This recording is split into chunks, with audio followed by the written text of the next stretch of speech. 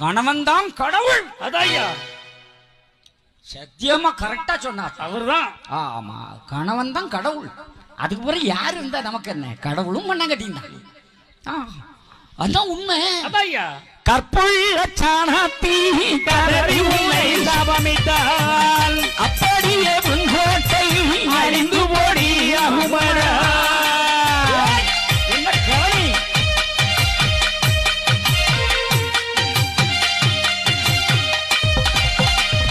அதான் ஐயாவை சொல்றாரு, கதறி சாம்போட்டா உலகமே அழிஞ்சா. சாணாத்தி உன்னை கவித்தால் மணால் அழியும்